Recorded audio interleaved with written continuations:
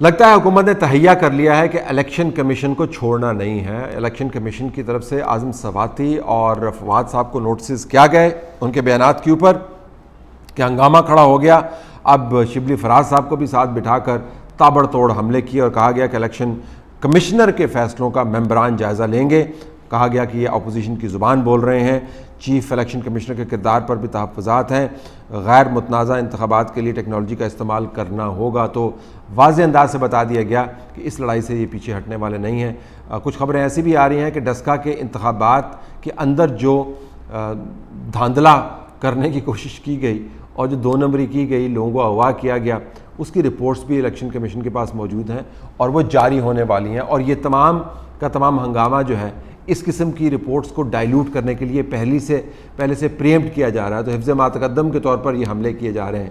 یہ بھی خیال ہے کہ جو فارن فنڈنگ کیس ہے اس کے اندر حالات کچھ موافق نہیں لگ رہے اور عین ممکن ہے کہ فیصلہ وہ آ جائے جس کی بہت سے لوگ توقع لگائے بیٹھے ہیں، لیکن اس امر سے بھی واقف ہیں کہ یہ معاملہ اتنا طوالت پکڑ گیا ہے کہ اس کو دبانے کی بھی کوشش کی جا رہی ہے. تو عین ممکن ہے کہ اس کا بھی فیصلہ ہو جائے. تو یہ جو ہنگامہ ہے یہ الیکٹرانک ووٹنگ مشین سے متعلق نہیں ہے، یہ الیکشن کمشنر کے مبینہ تعصب کے حوالے سے بھی نہیں ہے.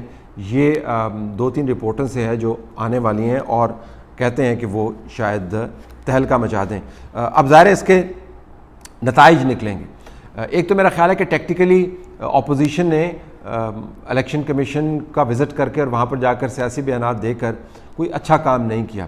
آلریڈی حکومت کے ممبران جو ہیں وہ ایک قسم کا کیمپین جو ہے آپ کو ڈیولپ کرتے ہوئے نظر آتے ہیں. تو جب آپ ایسی بات کرتے ہیں، اس قسم کی میٹنگز کرتے ہیں اور میٹنگز کو استعمال کرتے ہیں اپنے سیاسی مقاصد کے لیے، تو وہ تنازع پھیلتا ہے. ویسے اگر وہ نہ بھی جاتے تو یہ پریس کانفرنس جو ہے اس قسم کے حملے ہونے ہی تھے. اب الیکشن کمیشن کا امتحان ہے، الیکشن کمشنر کا امتحان نہیں ہے. الیکشن کمیشن کا امتحان ہے کہ وہ اپنی آئینی حیثیت کو کس طریقے سے تحفظ دیتا ہے. حکومت نے بہرحال کھلے عام جنگ کا اعلان کر دیا ہے. آگے سے الیکشن کمیشن کے پاس 2 قسم کے رستے موجود ہیں. ایک تو یہ کہ اپنی طاقت کو استعمال کرتے ہوئے یہ جو لوگ مسلسل حملہ کر رہے ہیں اور مسلسل تذلیل کر رہے ہیں، اس طاقت کو استعمال کرتے ہوئے ان کے خلاف کارروائی کریں. جو سول سوسائٹی کے ممبران ہیں، مثلا پیلڈیٹ ایک ادارہ ہے پاکستان کے اندر مستند ادارہ سمجھا جاتا ہے، آئینی اور پارلیمانی جمہوریت کے اوپر اس نے بڑا کام کیا ہے. اس کی طرف سے جاری کردہ اگر پریس ریلیز کو بھی اٹھا کے دیکھ لیں تو سول سوسائٹی کی طرف سے جو لوگ سوچ سمجھ رکھنے والے ہیں ان کی طرف سے الیکشن کمیشن کو بہت سپورٹ اویلیبل ہے اور حکومت کی پالیسی کو شدید قسم کی تنقید کا نشانہ بنایا گیا. اور اس کے اندر پورا کا پورا ریکارڈ آپ کو دیا گیا کہ اس اٹیک کی جو سائن پوسٹ ہیں، جو مائل سٹونز ہیں، وہ کیا کیا ہیں، کس طریقے سے اٹیک شروع ہوا اور اس سے پہلے بھی اٹیک ہوتا رہا. تو سول سوسائٹی کی سپورٹ بھی موجود ہے، آئینی طور پر پروٹیکشنز بھی موجود ہیں. تو الیکشن کمیشن جو ہے وہ اس آئینی اختیار کو استعمال کر کے ان لوگوں کے خلاف احتساب کا گھیرا تنگ کر سکتا ہے. اگر نہیں کیا تو یہ اٹیک پھر آپ کو بڑھتا ہوا نظر آئے گا. تو الیکشن کمیشن کے لیے ظاہر ایک ججمنٹ کال ہے. جب یہ اگر تعدیبی کارروائی کرتے ہیں، ان کو سزا دیتے ہیں، تو اس کے اوپر بھی رد عمل آئے گا. تو کیا الیکشن کمیشن اس تنازع کے اندر پڑنا چاہتا ہے؟ حکومت کا خیال یہ ہے کہ اگر آپ تنازع بہت بڑھا دیں گے تو الیکشن کمیشن اپنی طاقت کو استعمال نہیں کرے گا. دوسرا راستہ یہ ہے کہ پھر اعلیٰ عدلیہ کے ساتھ رابطہ کیا جائے، کوئی پٹیشنر وہاں پر چلا جائے اور وہاں پر جا کر بتائے کہ کس طرح پاکستان کے آئینی اداروں کو تہس نہس کرنے کی کوششیں کی جا رہی ہیں اور پریس کانفرنسز کی جا رہی ہیں اور اس کے اوپر سپریم کورٹ نوٹس لے اور پھر یہ معاملہ کورٹس کے اندر ڈیسائیڈ ہو. کورٹس کے اندر معاملہ جب جائے گا تو وہاں پر حالات جو ہیں وہ بھی بس ایسے ہی ہیں.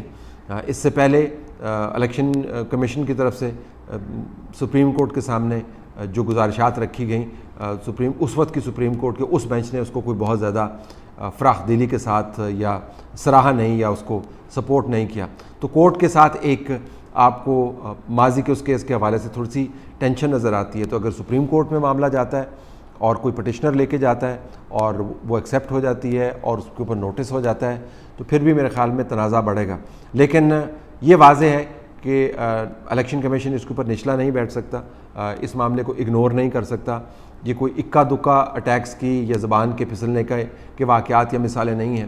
یہ مکمل طور پر واضح انداز سے considered well thought out attack ہے اور اس کا جو ہدف ہے وہ چیف الیکشن کمشنر ہے۔ خیال یہ کیا جاتا ہے کہ چیف الیکشن کمشنر کو ہم نے گرا دیا تو باقی ممبران جو ہے ہمارے قابو میں آ جائیں گے، اور ان کے گرانے کے بعد ہم اپنی مرضی کا بندہ وہاں پر لگا پائیں گے اور اس کو انسٹال کروا پائیں گے۔